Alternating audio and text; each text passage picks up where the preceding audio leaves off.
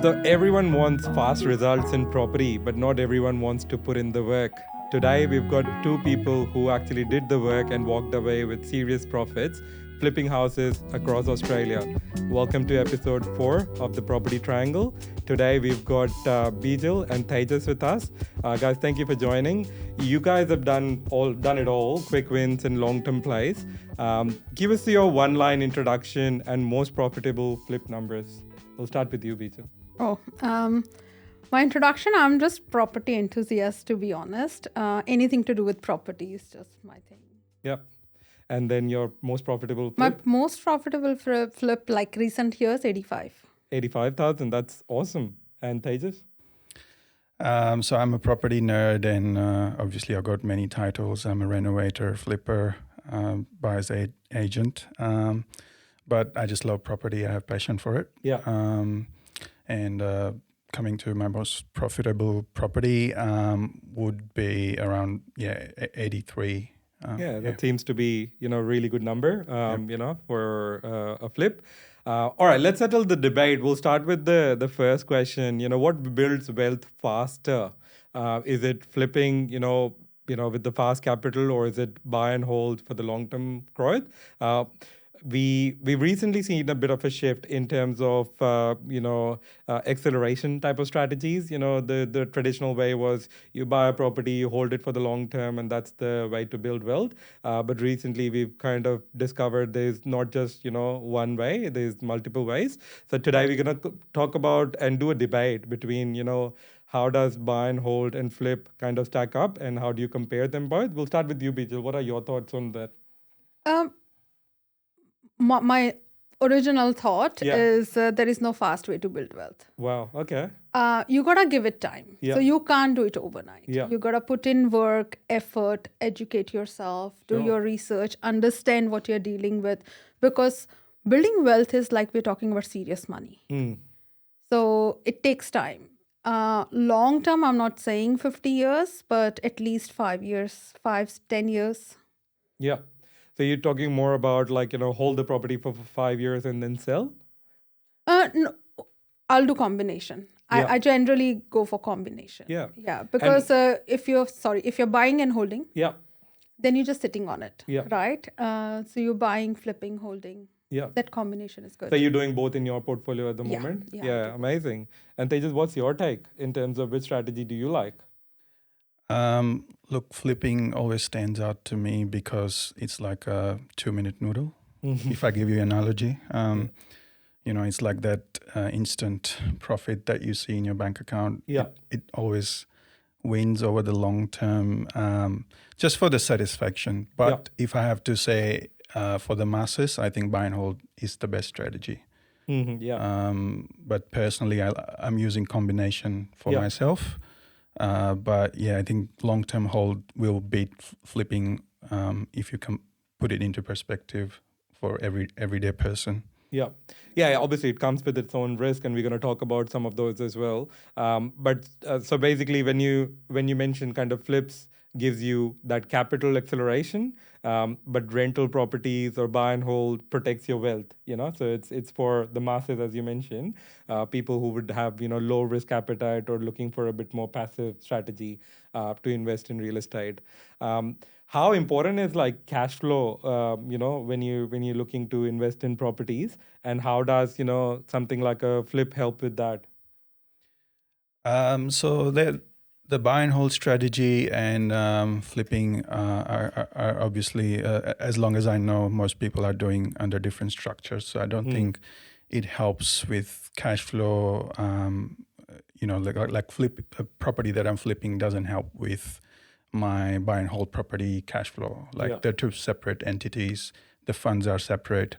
I'm not using funds from my company to hold the other properties. So in that way, it doesn't help. But if you flipped a few properties, if you're paying yourself from the company, then eventually it will help. Makes sense. Yeah, no, perfect. All right, let's talk about the numbers. Because it's at the end of the day, with every investment, the numbers needs to stack up. So we'll talk about flipping in particular. How do you decide if the deal is worth the flip? And often, because Tejas and I we chat all the time, and then a lot of properties make sense from a renovate and hold, but doesn't make sense from a flip perspective. Yeah. So Bijal, how do you decide that this is a flip worthy property? So when I'm looking at the market or when I'm looking at the deal, I sort of, if I'm considering a deal, I know the market or I do the market research if it's a complete new area. So I do the market research.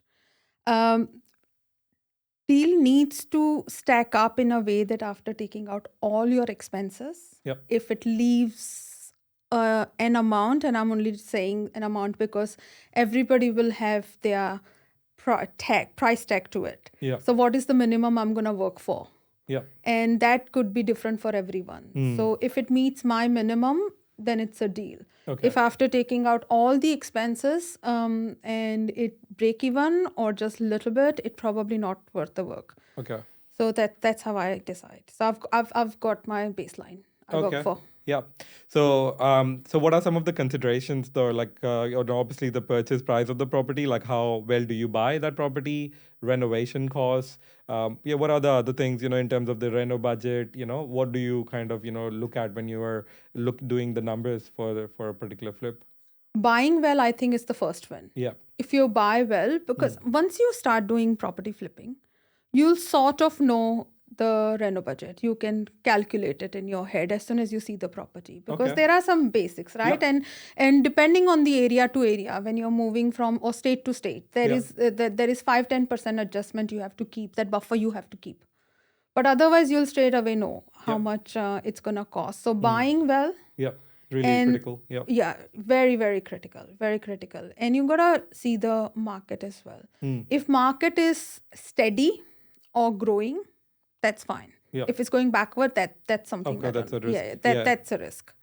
But even steady market can make you profit. And Tejas, what's your kind of, like a number one matrix that you would look at, when you're looking for a property, if it's a flip-worthy property?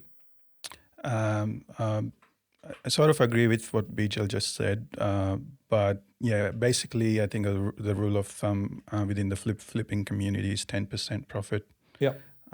So if you can get, after all the costs in your fees, or if you're seeing 10% or more margin, then I think that's a deal. Okay. And then do you guys also consider like timeline and the holding cost in that as well?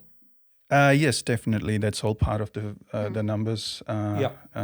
Flipping is a numbers game at the end of the day. We're not handy people. We're not on the tools all the time. So all we're doing is running the numbers, managing people to do the jobs for us.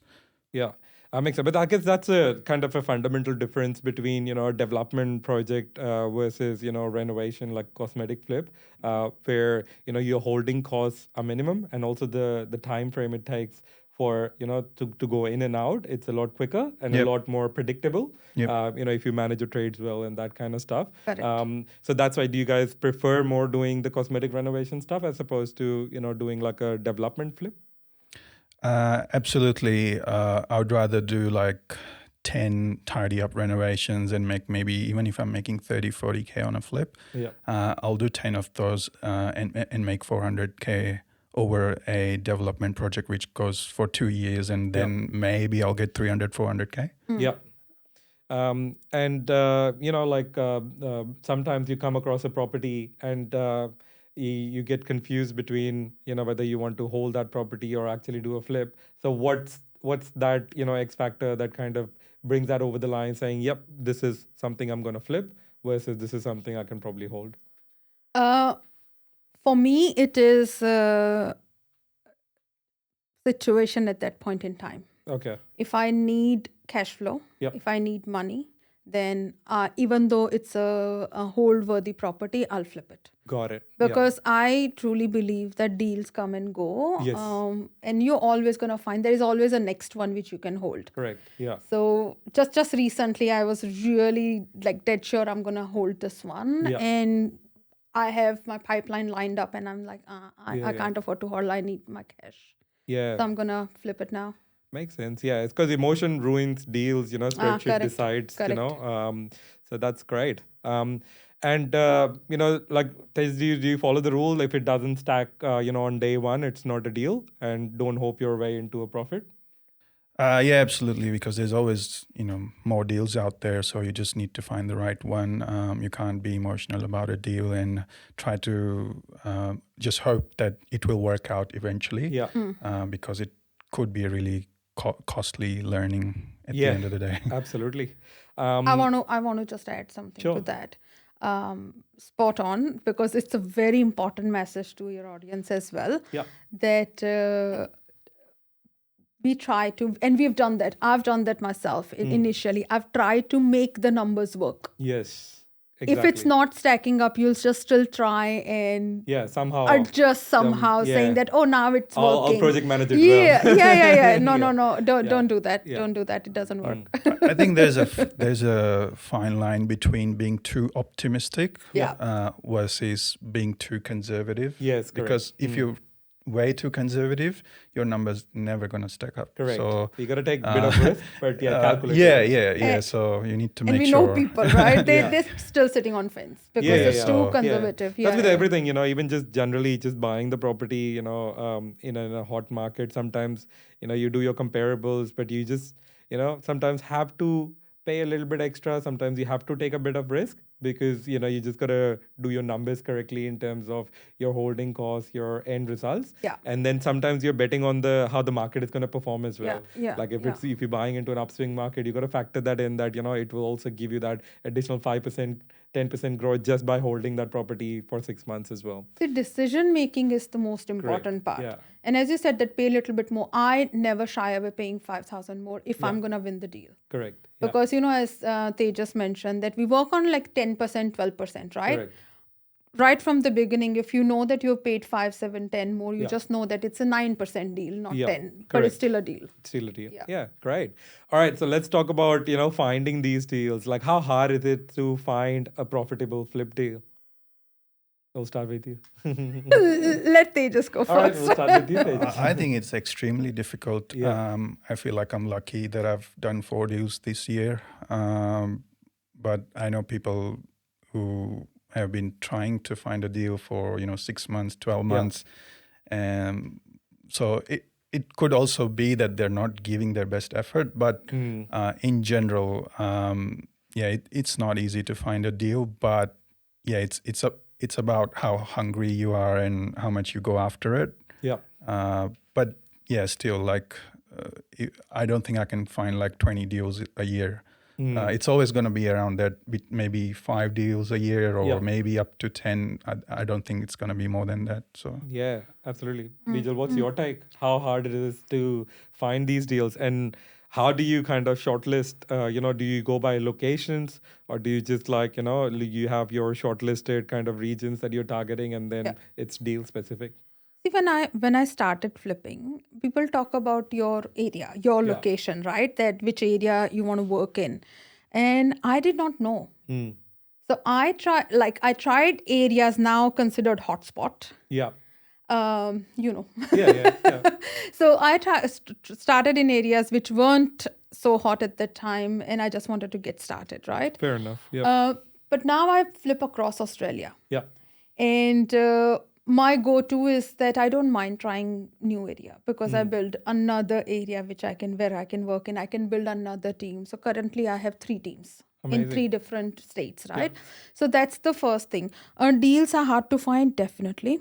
I want to consider myself lucky or maybe putting the effort in. Yeah. Done the hard yard, I believe. Like not fully done, but I've built enough relationship that I get sent deals almost every day. Okay, amazing. Yeah. And then how many deals do you analyze, and then you come across that, the deal which is flip worthy? Is there a number that you've ever, looked back and it's like, okay, I went through maybe 10, 20, 100 deals to find that one? I Yeah? think it's gonna be three-figure, at least three figures, Wow. like Yep. hundreds. Yep. So I thought at some point to keep track of how many Yeah. FISOs I've done, but Yeah. then I lost Because track. it takes It's just time, you too know, you much. got to put Yeah. in, you know, Yeah, or yeah. consider that, you know, the time that you're putting in to find these deals as well, right? Like, Yeah. like it's hard to sometimes quantify the effort that goes into find the deal because you then start calculating the numbers, Yeah. but it's also that, you know, that X time that you Yeah. spend to find that deal. Yeah, Because definitely. you're taking time out of your day, we could say you Yeah. could have done something else Yeah. with that as well. But to answer your question, it is as hard as you make it Yeah. and as easy as you make it. Okay. My deals come from agent relationships. Yeah. And now I don't chase. Yeah. I used to. Yeah. And that's how I got to this point where now Yeah. people know me, that what I'm looking for. They already know how I do my numbers. So so now deals are more refined. Okay. Yeah. Yeah. Interesting. Yeah. And everyone says flipping is risky, but is it like not doing your homework is more risky than the actual flip? It is indeed risky because there's a lot that even after doing your due diligence could go wrong during a project. So you have to be prepared for, you know, the worst case. Yeah. Although you're in and out from a deal within the, you know, 3, 4, 5 months. Yeah. But, you know, during that time, I heard some stories. I've been lucky that it hasn't happened to me, but there have been times where houses get broken into, people vandalize the property, and then you're dealing with insurance. There's so many things that you can't imagine. Yeah. And when you are doing a renovations, it's like opening a can of worms. So, you know, sometimes you rip out the carpet and you find that the floors, you know, needs to be replaced. There's some damage or whatever. Yeah. So even if after doing a building and pest inspections, there's so many things that you'll find when you start demolishing. So there's always an element of risk, and if you're not prepared for it, then flipping isn't for you. Yeah, absolutely. Yeah. Let's talk some real sort of case studies and examples. What was the most expensive lesson that you've learned throughout your flip journey?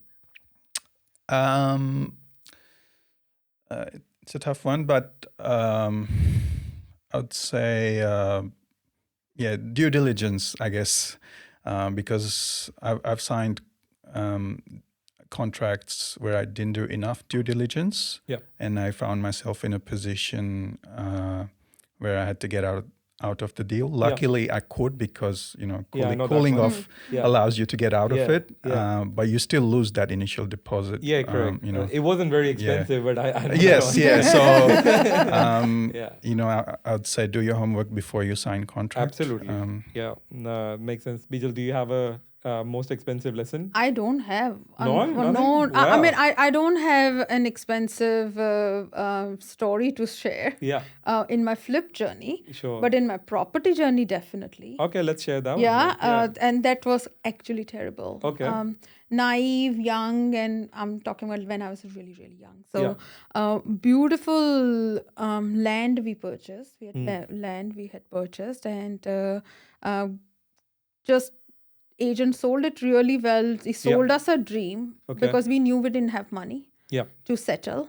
And he goes, the title is about a year away, and he, you know, he was showing us CMS saying that 2 months ago it was this, and now it's 20,000 more, and now it's 40,000 more. So he goes that all you need is like X amount to lock it in. Yeah. And then I'm gonna call you every month to say if you're ready to sell, because it's just passive money.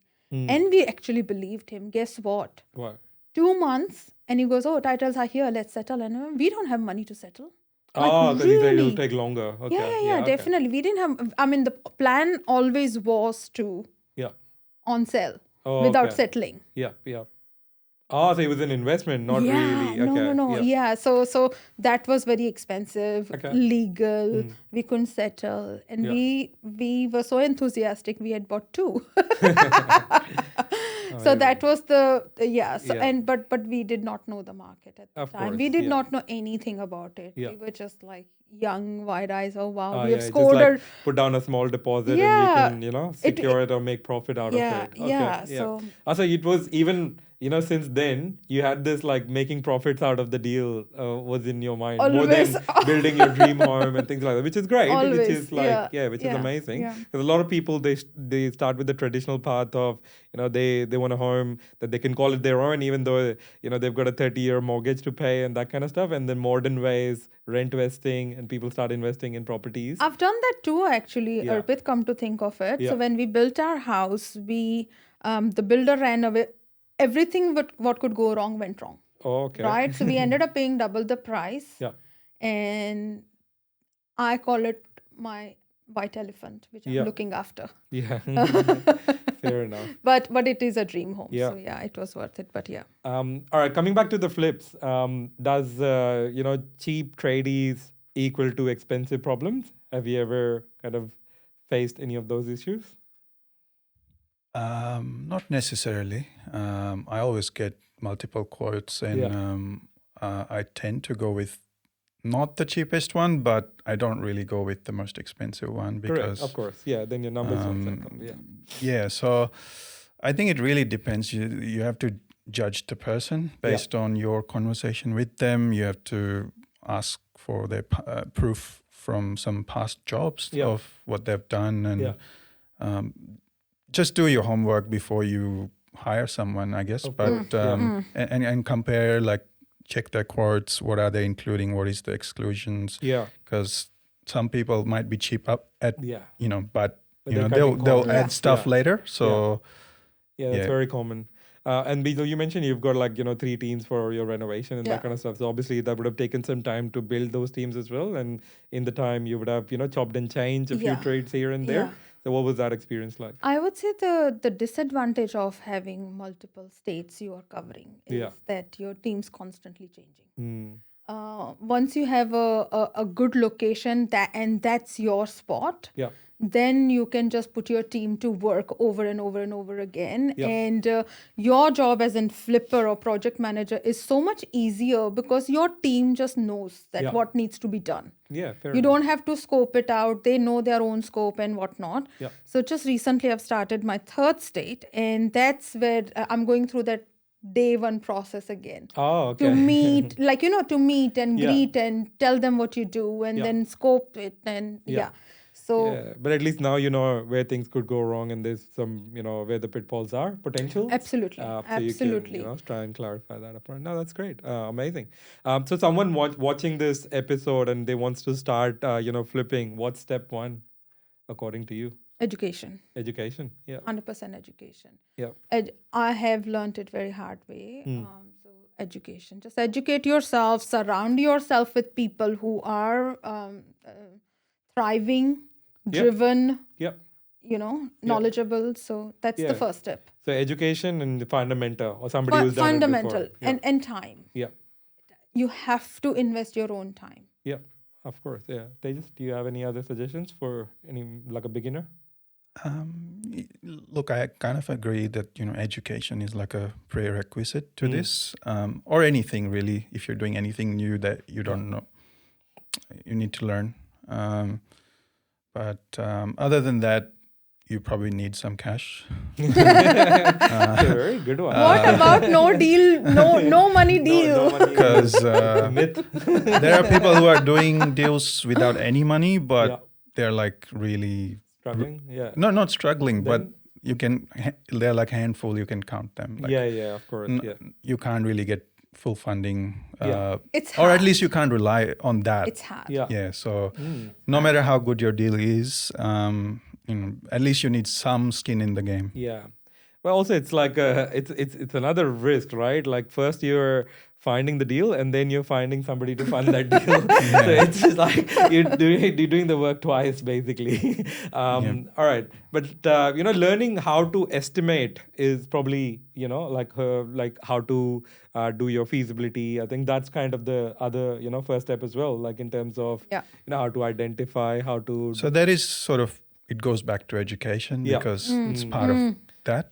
And can you start small? Like, can you, like, if somebody wants to take like baby steps, what would be a good deal. Like you mentioned, like tidy up kind of a jobs, Yeah. so like, very small cosmetic renovation, cleanups, that kind of Yeah, stuff. exactly. And maybe if it's your first deal, if you're happy with 5% profit, then maybe just that could be a small start for someone. Maybe Absolutely. you can maybe just renovate and hold and just go with the burst strategy. That's a very good point. That could be your starting point, and then you can step into flipping. Yeah. I was actually going to be initially when I was learning, I was going to be happy with just break even. I was happy to learn, to learn. I was happy to. I had my bucket funds where I was actually happy to just lose it. That's fine. Yeah, fair enough. Just to get into it, but that was after education. But yes, I mean the other option I want to suggest is that there are flippers, and we're talking about flips, so I'm sure that people understand what flipping is. The other option is that they can get involved as an partner. Joint venture. Yes. So that's where you actually go through the process. That's where you can also learn step by step. By no means I'm saying that that's be and all, but I think that's a good point, observing someone so close, working on a deal. If I can add to that, I think you can maybe fund someone else's deal to learn from them. If you don't want to spend money on education. So you can sort of get a first-hand experience and then do your own deal. Yeah, no, absolutely. I think there's some really good kind of information nuggets in there. So one of the options was to, buy a property that requires a bit of work, and you go actively do that work and then hold on to the properties. Or you can flip for smaller profits, or you can partner up with somebody and do like a joint venture, or you can just fund somebody else's deal if you've got, a little bit of extra cash, sitting in, cash buffers, equity, whatever. You can fund somebody else's deal and then, partner up with them like that. So yeah, there's a few different options for anyone who's really curious to learn a bit about this, and then then you can get into your structural changes and big renovation jobs and things like that. I think straight away doing something like that would be really risky for someone. Exactly, because you can get burned if you don't know what you're doing. Exactly. Yeah, I've actually had people reach out to me who offered to fund my deal just in exchange for education. They didn't want any interest. So I found it surprising, but I just like to keep things clean, so I didn't go for it. But no, I think some people obviously learn by practical implementation as opposed to doing courses and things like that. And courses are great, but a lot of the courses are bunch of videos, self-education. So you gotta have that motivation and that hunger to go out there and implement that as well. I think the learnings will always be in how you practically implement, and everybody's got different ways of interpreting how the experts have laid out the strategy for you.